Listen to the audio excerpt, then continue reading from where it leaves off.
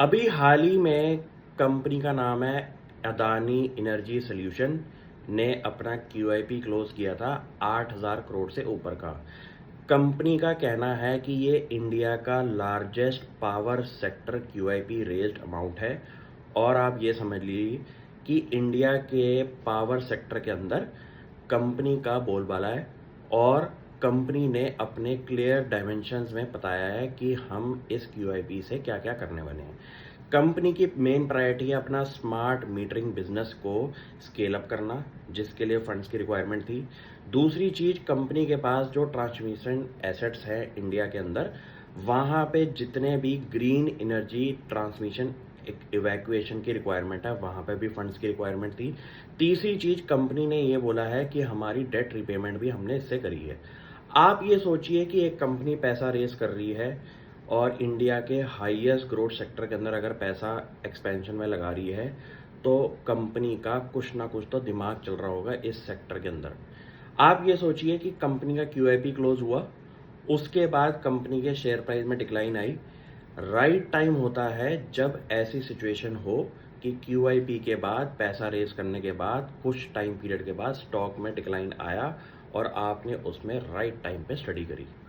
क्यों? क्योंकि सबसे पहले आपको ये समझना है कि अदानी ग्रीन जितनी भी हमारी कंपनीज हैं गौतम अदानी जी की, उनका क्लियर मैंडेट है कि वो अपने कोर काम में सिर्फ फोकस करते हैं।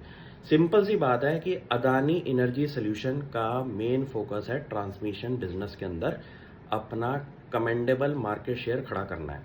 क्यों? क्योंकि पहली बात तो इंडिया के अंदर ट्रांसमिशन सेक्टर के अंदर पावर ग्रिड कॉरपोरेशन का सबसे बड़ा मोनोपोलिस्टिक सिचुएशन पे खड़ी हुई है। उसके बाद अगर सेकंड सेक्टर पे कंपनी कोई आ रही है तो वो है अदानी एनर्जी सॉल्यूशन।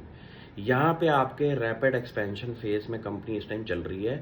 कंपनी के पास मुंबई रीजन के अंदर पूरा का पूरा ट्रांसमिशन लाइन का बिजनेस है और ऐसे ही वो अलग अलग स्टेट्स में और एक्सपेंशन कर रही है।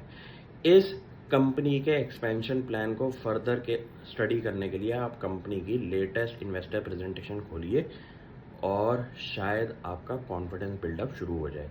ये मार्केट की सबसे बड़ी प्रॉब्लम क्या है कि 100 रुपये 200 रुपये शेयर टूटता है 10% 20%, लोग घबरा जाते हैं।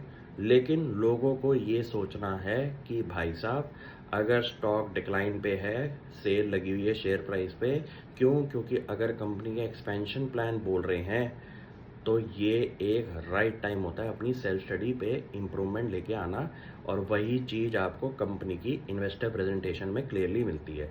शुरू हो जाओ पढ़ना, मार्केट में बहुत बड़े बड़े काम करने हैं अभी।